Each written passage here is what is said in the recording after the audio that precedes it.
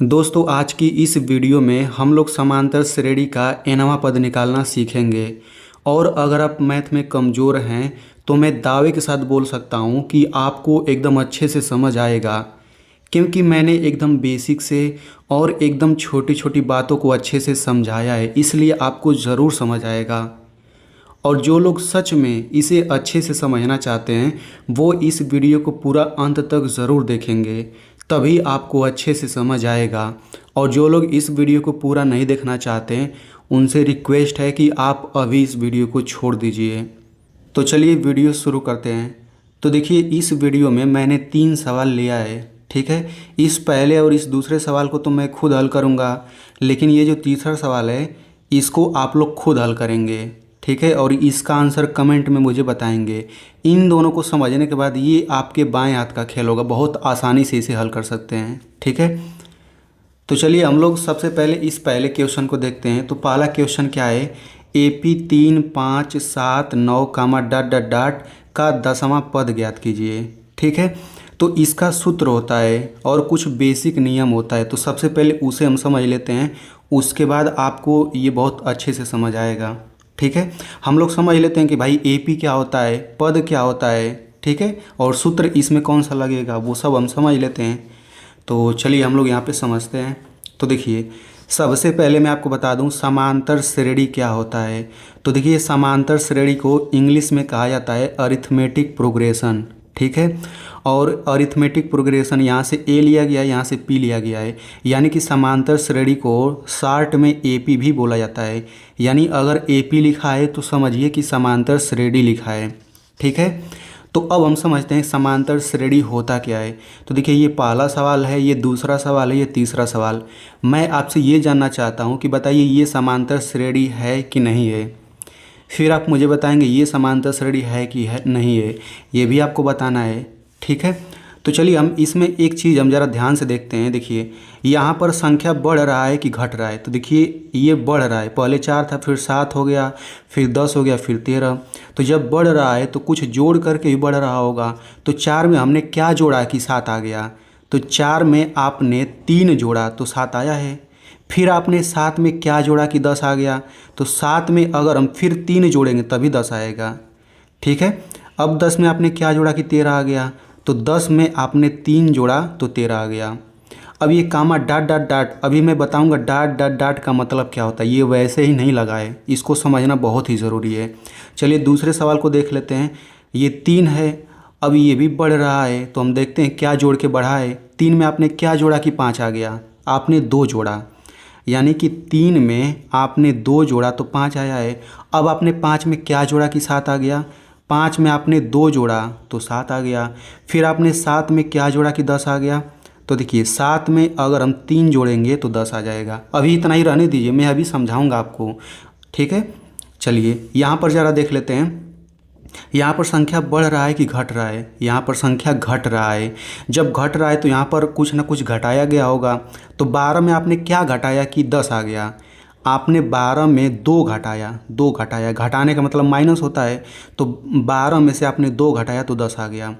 फिर आपने 10 में क्या घटाया कि 8 आ गया। 10 में आपने 2 घटाया, 10 में आपने 2 घटाया तो 8 आया। फिर आपने 8 में से क्या घटाया कि 6 आ गया, इसमें से भी 2 आपने घटाया, ठीक है।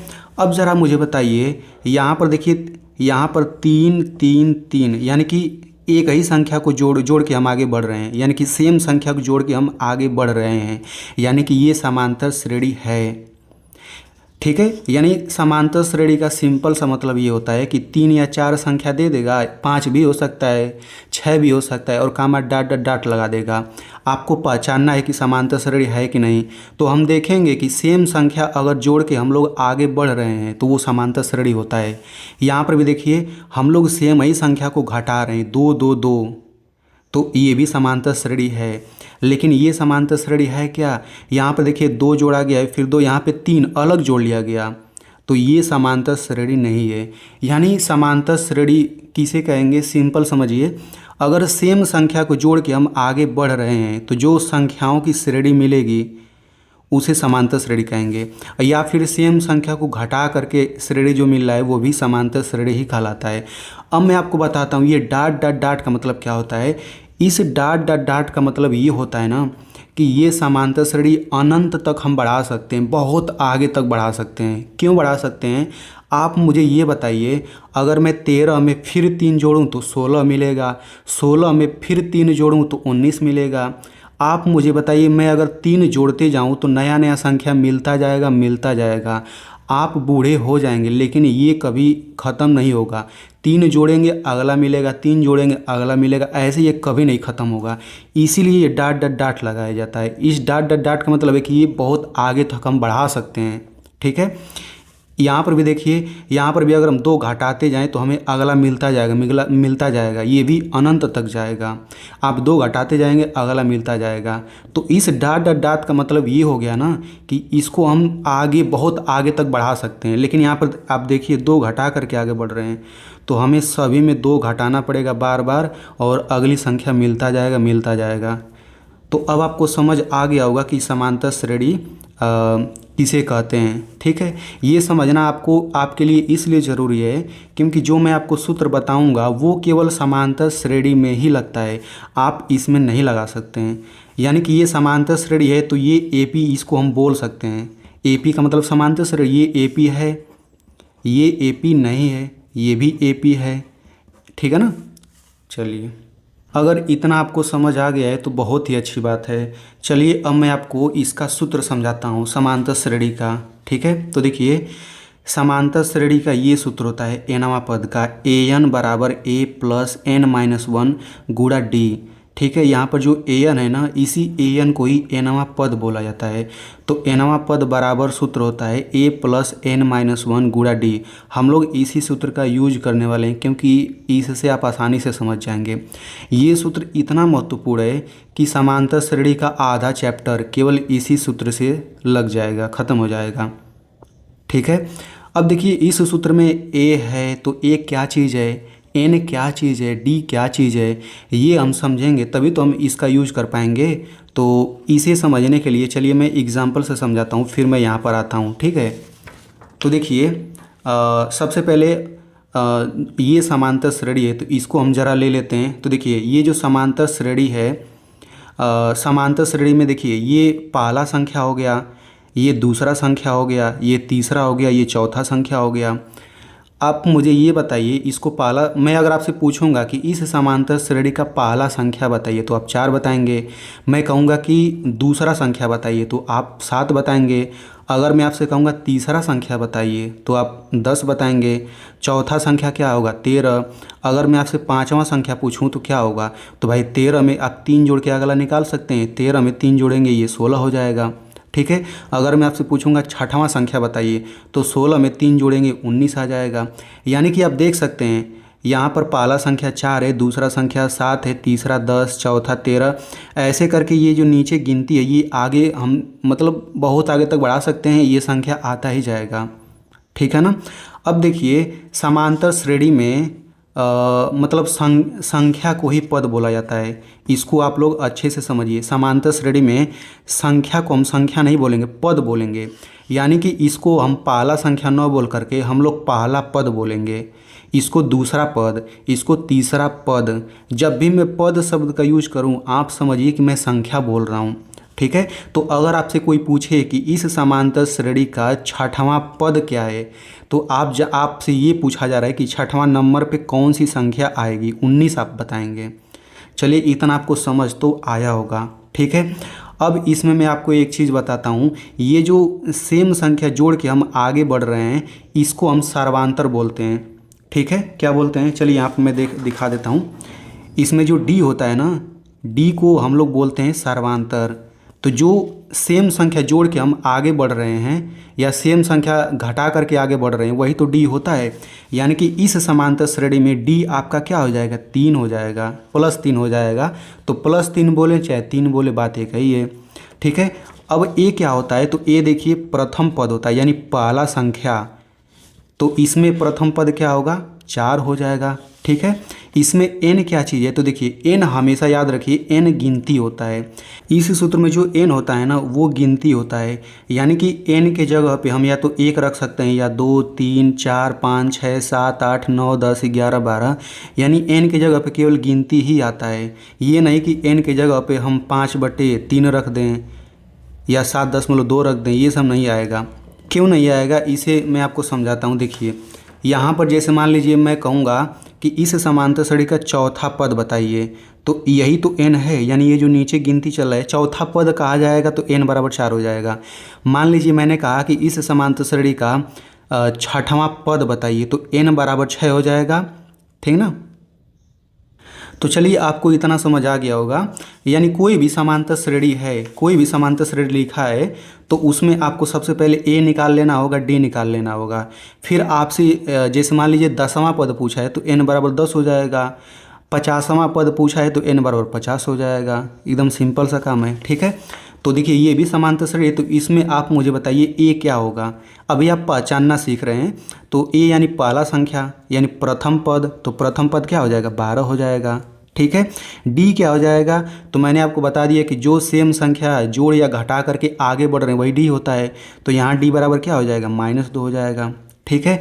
अब इस समांतर श्रेणी का मान लीजिए मैंने आपसे पूछा कि 5वां पद बताइए, मैंने आपसे पूछा 5वां पद मुझे बताइए, 5वां पद, तो n बराबर हम लोग 5 बोल देंगे बस। अब यही तीनों हम सूत्र में लगाएंगे ना, हमारा आंसर आ जाएगा एकदम। तो चलिए अब हम लोग सवाल को लगाते हैं, ठीक है। तो देखिए ये जो पहला सवाल है, ये पहला सवाल में देखिए संख्या बढ़ रहा है और दूसरे में देखिए संख्या घट रहा है, तो इसलिए आपको दोनों समझना होगा अगर आप अच्छे से समझना चाहते हैं, ठीक है। तो देखिए पहला सवाल क्या है, AP 3, 5, 7, 9, डॉट डॉट डॉट का 10वां पद बताइए, ठीक है। 10वां पद AP क्यों लिखा है, AP का मतलब समांतर श्रेणी ये है, आपको चेक नहीं करना है क्योंकि AP लिख दिया है। तो इस समांतर श्रेणी का 10वां पद बताना है। 10वां पद बताने का क्या मतलब हुआ कि अगर हम आगे बढ़ते जाएं तो 10वां नंबर पे कौन सा संख्या आएगा वही आपको बताना है, ठीक है ना। तो चलिए हम यहाँ पे सबसे पहले जो जो चीज़ दिया है उसे लिख लेते हैं। तो देखिए समांतर श्रेणी का पहला संख्या 3 है, तो यही तो a होता है, तो यहाँ पे हम लिख लेते हैं दिया है, क्या दिया है, पहला संख्या a बराबर 3 दिया है, और d क्या दिया है, सर्वांतर क्या दिया है। तो देखिए ये संख्या बढ़ रहा है यानी कि जोड़ करके बढ़ रहा होगा, तो अब देखिए क्या 3 में क्या जोड़ करके 5 आया है, यहाँ पर 2 जोड़ करके 5 आया है। अब आपको सभी में चेक नहीं करना है क्योंकि ये समांतर श्रेणी बोला है कि ये है समांतर श्रेणी, यानी यहाँ पर भी 2 ही जोड़ के आगे बढ़ा होगा, यहाँ पर भी, ठीक है। और ये डॉट डॉट डॉट का मतलब है कि हम 2 जोड़ के जितना चाहे उतना आगे बढ़ सकते हैं। तो a बराबर 3 हो गया, d बराबर क्या हो जाएगा, ये 2 हो जाएगा, और हमसे 10वां पद पूछा यानी n बराबर 10 हो जाएगा, n बराबर 10 हो जाएगा, ठीक है। इतना लिख लिया हमने, अब हम सूत्र लगाएंगे फिर हमारा आंसर आ जाएगा। तो यहाँ पे हम लोग सूत्र देख लेते हैं। सूत्र क्या है, nवां पद बराबर a + n-1 गुणा d, ठीक है। इसको आपको रटना होगा बढ़िया से। तो यहाँ पे लिख लेते हैं nवां पद बराबर a + n-1 गुणा d, तो ये सूत्र होता है, ठीक है। तो इस सूत्र में जहाँ जहाँ पर n दिख रहा है वहाँ पे 10 रखिए, जहाँ जहाँ पर a दिख रहा है वहाँ पे 3 रखिए, जहाँ जहाँ पे d दिख रहा है वहाँ पे 2 रखिए, बस सवाल हल हो जाएगा। तो इस n की जगह पे क्या रखना है, 10, तो ये हो जाएगा 10, और ये वहाँ पद, मैंने आपको बताया पद का मतलब संख्या ही होता है, यानी 10वां संख्या बताना है आपको। a क्या हो जाएगा, 3 हो जाएगा, फिर प्लस, अब यहाँ कोष्टक लगा देते हैं, n की जगह 10 हो जाएगा, फिर -1 की जगह तो 1 ही रहेगा, और गुणा d क्या हो जाएगा, 2 हो जाएगा।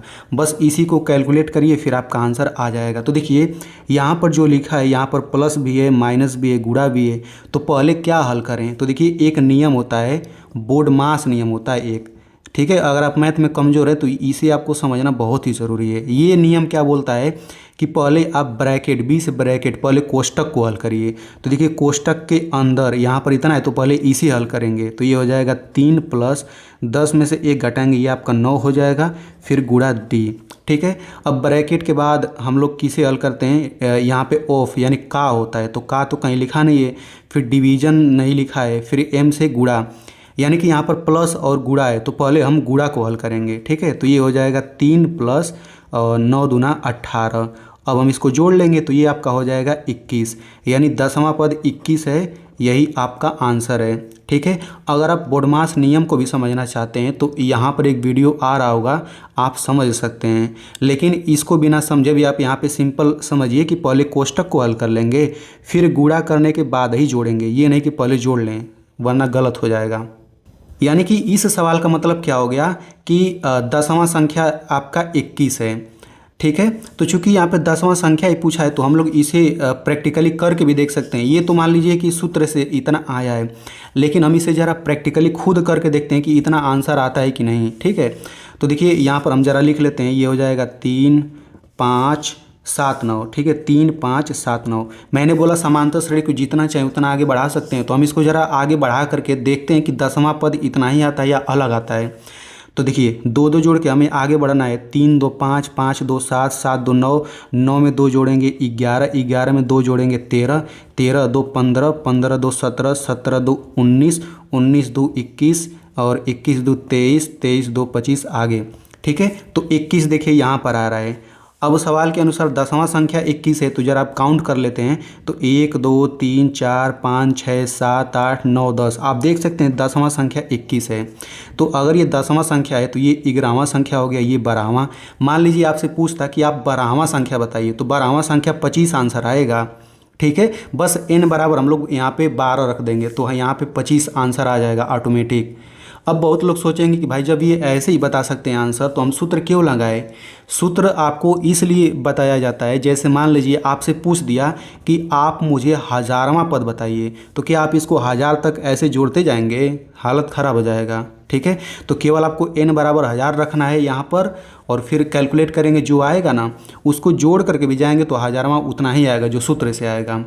ठीक है, चलिए ये आपको अच्छे से समझ आ गया होगा। अब बहुत बच्चे इस वीडियो को छोड़ देंगे, सोचेंगे मुझे सब आ गया। अरे मेरे भाई ये माइनस वाला है, इसको भी समझिए। ठीक है, तो चलिए इसको मैं समझाता हूँ, इसके बाद मैं आपको होमवर्क दूंगा तो आप उसे ज़रूर लगाएंगे। ये सवाल क्या है, समांतर श्रेणी 29 26 23 20 कामा डॉट डॉट डॉट का 9वां पद बताना है। ठीक है, 9वां पद। तो सबसे पहले वही सब लिखिए, ए यानी कि पहला संख्या, तो पहला संख्या क्या है 29 है। फिर हम लोग डी लिखेंगे, तो सबसे पहले बात देखिए संख्या घट रहा है तो डी माइनस में होगा क्योंकि घट रहा है। तो देखिए 29 में से क्या घटाएंगे तो 26 आएगा। 29 में से अगर आप लोग 3 घटाएंगे तो 26 आएगा। अब आगे आपको चेक नहीं करना है क्योंकि पहले से ही समांतर श्रेणी है तो इधर भी 3 ही घटाया गया होगा, तो डी बराबर हो जाएगा -3। अब हमसे 9वां पद पूछा है तो n बराबर हो जाएगा 9। ठीक है, देखिए कितना सिंपल है।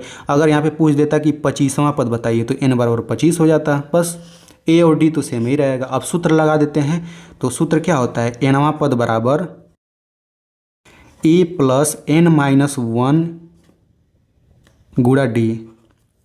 इसी में सभी का मान रखिए, तो n बराबर क्या हो जाएगा 9 और ये हो जाएगा वां पद। पद मतलब संख्या a की जगह क्या हो जाएगा 29 हो जाएगा, फिर प्लस यहाँ पर क्या हो जाएगा n बराबर 9, फिर -1, फिर गुणा d क्या हो जाएगा भाई -3। यहाँ पे गड़बड़ नहीं करना है, -3 होगा।